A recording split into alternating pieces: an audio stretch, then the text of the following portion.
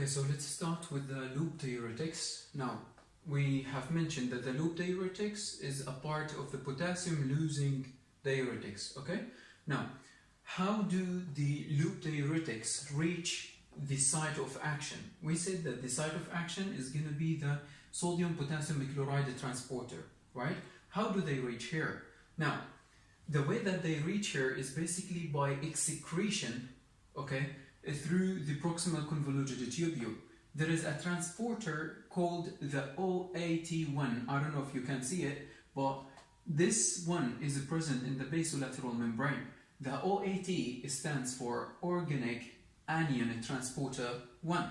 Okay, so this is going to pump the drug from the blood to the cell of the proximal convoluted tubule, and then in the apical membrane we have two transporters. We have the OAT4, the Organic Anion Transporter 4, and we have the MRP4 as well. Both do the same function and pump the drug from the cell into the lumen of the nephron. Okay, now, so our loop diuretics are swimming in the nephron. They are going to reach the thick ascending Henle, and they are going to block the sodium-potassium chloride channel. Now, before blocking this transporter, let's actually remind ourselves with what was this guy doing. So this transporter was pumping the sodium-potassium chloride that was responsible for forming the osmotic pressure here in order to drive the water absorption through the descending loop of Henle. Okay, now, as you see that we have two positive charges, the sodium and the potassium are positive and the chloride is negative, right? So it is 2 to 2, right? 2 negative to 2 positive. But as soon as the potassium is absorbed, it is going to be uptaken by the cells, okay? By the potassium-sodium ATPase. So what is left here is basically 1 sodium to 2 chloride are present in the interstitium. Now, if we sum the charges, we're going to end up with 1 negative because we have now 1 sodium and 2 chloride, which actually gives a net of 1 negative, right? So 1 negative charge. Now, because there is going to be a build-up of negative charges in the interstitium, this is going to drive the passive absorption of the calcium and the magnesium in the intercellular areas, okay? So if we imagine that there is here a cell and here is another cell, then the calcium and the magnesium are going to come from the intercellular area and they are going to pass passively into the interstitium in order to deal with this negativity. So they are going to correct the charge that is present in the interstitium. Okay, so this is in the physiological process before administering the drug. It's what we call the interstitium negative transepithelial potential. Interstitium negative transepithelial potential. So this is the negative charge that has driven the calcium and the magnesium absorption. Okay, now let's say that we have applied the loop diuretics and they have come through the OAT1, then the OAT4 or the MRP4, and they have swam through the nephron and they have blocked this transporter. Okay, which means that we have left all of the ions inside the lumen and the osmotic pressure surrounding the Henle is going to be decreasing gradually, which means that the water absorption from the descending loop of Henle is going to decrease as well. Okay, now, so all the ions are inside the lumen and they are going to reach the distal convoluted tubule as well as the collecting duct having a lot of sodium inside. A lot of sodium means a lot of positive charge. Now, because of this so much sodium, what is going to work here is a transporter called the epithelial sodium transporter. This epithelial sodium transporter here is present in the apical surface of the epithelial cells of the collecting duct, okay? Now, these are going to start to absorb sodium because we have a lot of sodium in the lumen, okay? What is going to happen when we absorb so much sodium from the lumen is that there is going to be a negative charge building up inside. Why? Because we said that when we stop this transporter, we actually stop the absorption of the sodium, the potassium, and the chloride, right? Now, here we started absorbing the sodium, so what is left inside? Left some potassium and some chloride, but we always have more chloride than the sodium, and this means that the negative charge is going to build up inside the lumen. So now we have a lumen negative, a trans-epithelial potential. So what can we do to correct the charge inside the lumen? What is going to happen is basically a release of the potassium and the protons to the lumen in order to correct the charge. And that's why we actually lose potassium with the loop diuretics. And due to the loss of the protons, there is going to be a consequence of metabolic alkalosis due to the loss of the protons. Okay, I hope you got this well, because it is really important, and if you understand this, you're going to be able to tell everything related to the side effects and how to do the loop diuretics work. Now, what is the effect of the loop diuretics? Now, after the loop diuretics have functioned in the nephron, what is going to happen? There is going to be decrease in the volume of the blood, right? There is going to be increase in the urine, because we said that we inhibited the water reabsorption because there is no osmotic pressure, right? So a lot of water lost through the nephron is going to happen, which means a lot of urination. A lot of urination means that a hypovolemia is developing. We are decreasing the blood volume, and consequently we are decreasing the blood pressure, right? Now, the other thing that we are actually losing a lot of salts, so excretion of the electrolytes is increased. What electrolytes? The electrolytes that we have blocked through this transporter, the potassium, the sodium, and the chloride. And because when we apply the loop diuretics, there is going to be no interstitial negative transepithelial potential anymore, which means that also the magnesium and the calcium are not going to be absorbed. And we're going to lose the proton in the last step, where actually correction of the charge in the lumen is going to be going on. Okay, now there is going to be also a block of the tubuloglomerular feedback. What is this feedback? So in my last video, what we mentioned is basically when there is a decrease in the sodium levels in the macula densa, there is going to be an activation of the RAS system, right? Now, in this case, we have an increase in the sodium levels in the macula densa, which means that the RAS system is going to be inhibited. Now, let's think about it. If the RAS system was inhibited, this means that the perfusion of the kidneys is going to be decreased, and we don't want that to happen, because we want the diuretics to work. We want more blood to come to the kidneys so we can actually eliminate more water from our body, right? So we block the tubuloglomerular feedback so we can get rid of this happening, right? We can just stop it. Now, the fourth thing is the venodilators. So the loop diuretics are going to work on increasing the diameter of the veins by increasing the production of the prostacyclin, which is the prostaglandin I2 and the prostaglandin E2. Now, these guys are going to increase the diameter of the veins, and this means that we are increasing the storage room of the blood, right? And this is going to decrease the amount of the blood that is present in the arteries and decrease the blood pressure.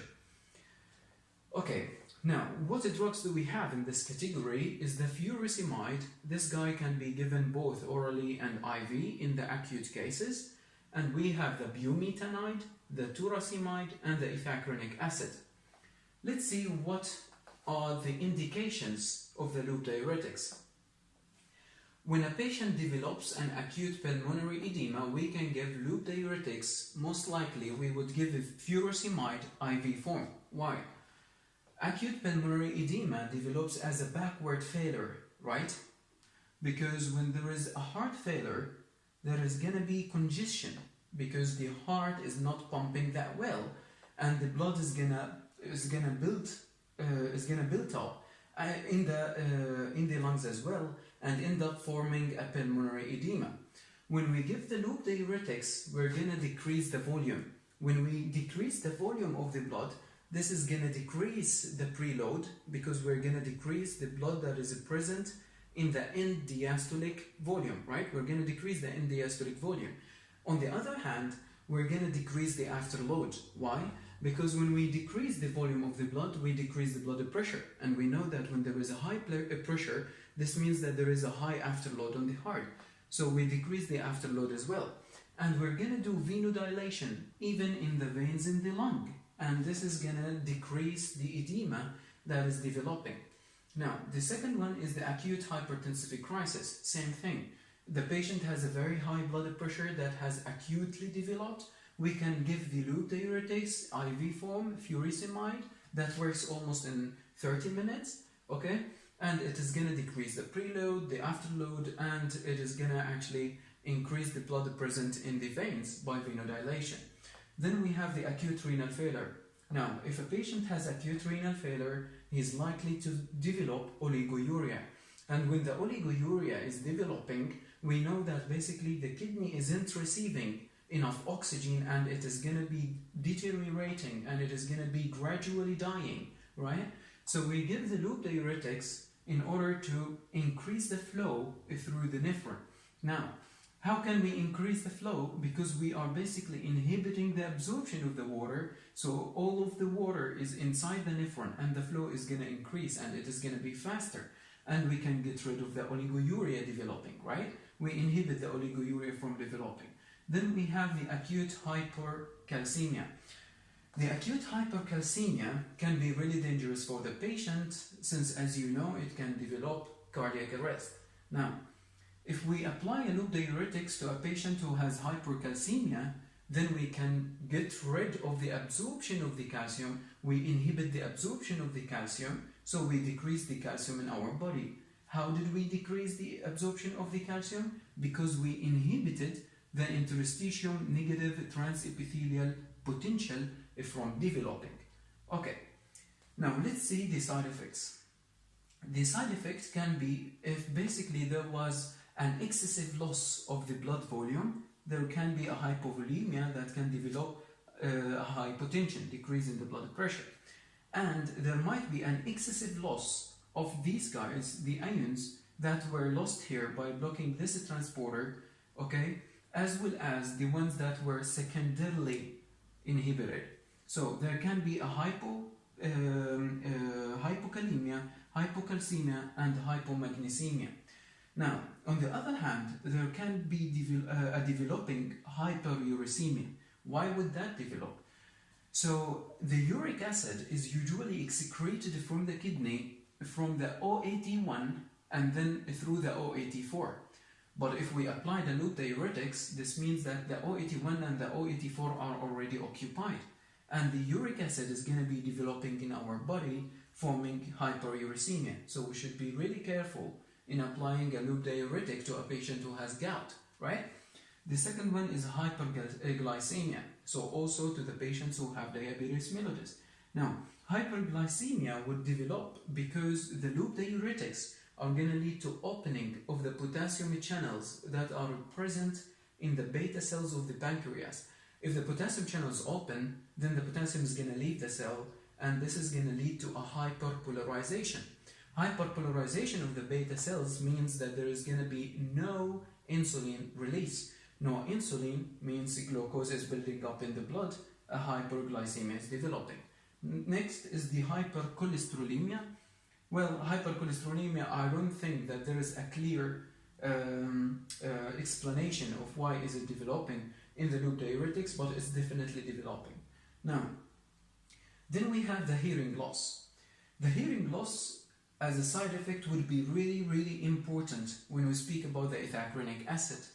Okay? Now, the hearing loss, it is maybe related that basically this transporter is also present in the inner ear. Okay? You know that there is an endolymphatic system in the inner ear, and this fluid is produced kind of in the same way when there is actually such a transporter. So if we inhibit the transporter in the nephron, we're also inhibiting the transporter in the ear, and the endolymph is going to decrease and the hearing loss can develop. Now, because of this side effect, we can't give ethacrynic acid to a patient who is being treated with vancomycin or with aminoglycosides. You know that these two guys are antibiotics. These two antibiotics, the vancomycin and the aminoglycosides, they are so famous for causing hearing loss. So you don't want to give them with ethacrynic acid. Now, the loop diuretics, basically we said that they can be all given orally, right? The furosemide can also be given IV. I think I mentioned that the furosemide, if given IV, it would function in 30 minutes, and that's wrong. Okay? It works in 5 minutes. It's very important because the furosemide is the drug of choice when there is an acute case. Okay? Now, the oral bioavailability is a little bit different since the furosemide has only 50% oral bioavailability comparing to almost 100% for the other drugs. Now, the furosemide has a very high plasma protein binding. So when you give it to the patient, it is going to bind to a lot of the proteins in the serum. And well, you know, when the drug is bound to the protein, it is not the active form. It can't function. And if the patient has a nephrotic syndrome where there is going to be a proteinuria, this means that the drug that is bound to the protein can actually reach the nephron through the filtration. And that's not the healthy way that we spoke about, because we said that the loop diuretics reach the site of action through the O81 and the O84, the MRP4, right? Now, so if it reached the nephron bound to a protein, it can't function. So we don't expect the loop diuretics to have that much effect if the patient has a nephrotic syndrome.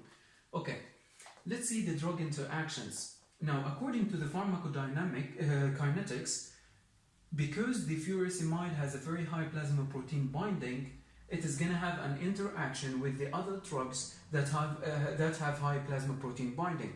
Now, let's explain this on the warfarin. Now, the warfarin is an anticoagulant drug. It is a drug that inhibits the coagulation of the blood. If you give the warfarin in a very high dose, it can lead to bleeding, right? Because you inhibited the coagulation so much. Now, when we think about like two drugs have been given to a patient and the two drugs have high plasma protein binding, who is going to displace who? Is the furosemide going to displace the warfarin, or is the warfarin going to displace the furosemide? How can we know that? We can know that according to the potency of the drug. Now, the potency is basically the effectiveness. It is like how effective is the drug, okay? Now, the warfarin has a very high potency, and because it is very effective, we don't need to give a very high dose, but we give a small dose. When we give a small dose, this means that a small amount of the proteins in the blood are going to be bound by the warfarin. On the other hand, the furosemide has much lower potency comparing to the warfarin. And because its potency or effectiveness is low, this means that we need a high dose of the furosemide in order to do its function. And when we give a high dose, this means that a lot of the proteins in our plasma are going to be bound by the furosemide, and the furosemide is going to displace the warfarin because it is going to bind more proteins comparing to warfarin. And when it displaces the warfarin, now the warfarin is in the active form, because when it was bound to a protein, it couldn't do its function, right? Now it is released, it can go and do its function. And if it does so much, because we displace the warfarin from the proteins, the patient is going to experience bleeding. Okay, now the NSAIDs, or the non-steroidal anti-inflammatory drugs, these guys are excreted in the nephron through the O81 and O84. So there is going to be a fight between the NSAIDs and the loop diuretics, and most likely the NSAIDs are going to win. So if the NSAIDs win this fight, this means that the loop diuretics aren't going to be even reach the site of action, right? Now, according to the pharmacodynamics, the NSAIDs come again. Why? Because these guys inhibit the production of the prostaglandin, or they decrease the production of the prostaglandin by inhibiting the COX, right? The cyclooxygenase. Now, the prostaglandin was important for vasodilating. if we don't have a prostaglandin, the diameter of the efferent is going to be smaller, and the perfusion of the nephron, the perfusion of the whole kidney is going to be lower. And the diuretics want a high perfusion to the kidney so we can eliminate as much urine as possible. So this is a interaction. The digitalis is another drug that we're going to speak about in the heart failure, in the end-stage heart failure, and this drug is toxic. You should know always that the digitalis is toxic. Okay? Digitalis toxicity is going to increase when there is a hypokalemia. And as we've mentioned, that the loop diuretics cause hypokalemia, so there's going to be a likely intoxication with the digitalis if they have been given together.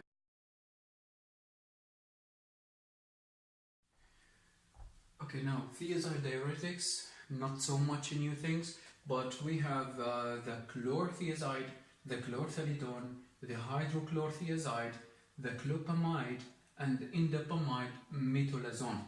Okay, now so these guys, similarly to the loop diuretics, they reach through the O81, O84 from the proximal convoluted tubule, and then they are going to travel to the distal convoluted tubule, as I've mentioned before, and they are going to block the sodium chloride channel, which is the symporter.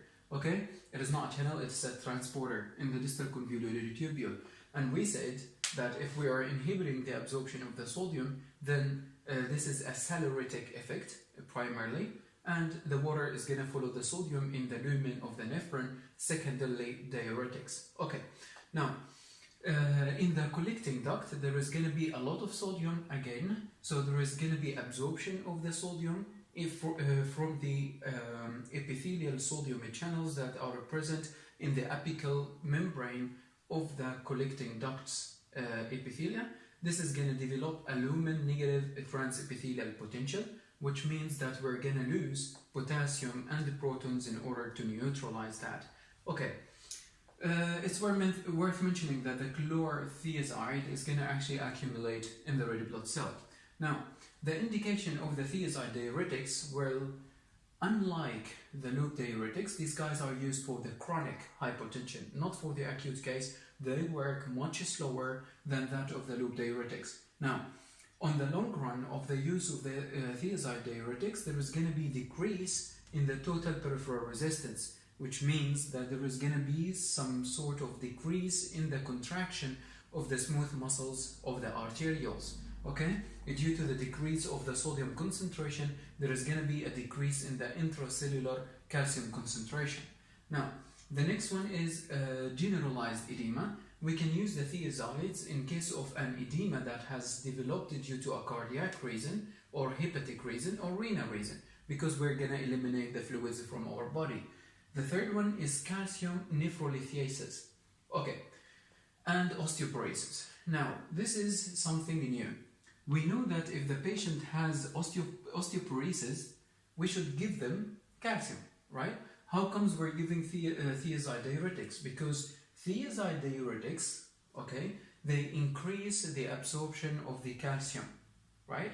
So this is a huge difference between the thiazide diuretics and the loop diuretics. We mentioned before that the loop diuretics, as a side effect of them, they can lead to hypocalcemia, because there is going to be decrease in the calcium reabsorption. On the other hand, the thiazide diuretics, they enhance the absorption of the calcium in the distal convoluted tubule by the calcium-sodium exchanger. They absorb calcium, they secrete sodium to the lumen in the distal convoluted tubule. Okay. Now, so as an advantage, we can use these thiazide diuretics for patients who have osteoporosis, because this is going to enhance the calcium reabsorption, and the patients who have calcium nephrolithiasis. Nephrolithiasis means kidney stone, right? So if this kidney stone was made from calcium, we can enhance the calcium absorption, which means reabsorption from the nephron, which means that we are decreasing the calcium accumulation in the nephron. Okay, another indication is going to be the nephrogenic diabetes insipidus. Okay, when the receptor of the ADH isn't working, so it is A nephrogenic diabetes insipidus, well, the mechanism, I don't know how do they work, but they are used in case of the nephrogenic diabetes insipidus, and they can decrease the urination and the loss of the volume by 50%. Okay, next is the bromide intoxication. Thiazide diuretics are going to decrease the absorption of the bromide. Okay, the side effects, now, like the loop diuretics, they can lead to hypovolemia, hypokalemia, metabolic acidosis, we're losing protons. They can lead to hyperglycemia, hyperuricemia, and cholesterolemia. Unlike loop diuretics, they cause hypercalcemia, okay, and that's why they are used here, right? Now, on the other hand, they can lead to dysfunction of the erection, but this doesn't happen in case of the indapamide. I think these are the important stuff about the thiazide diuretics. Let's move to the potassium sparing diuretics.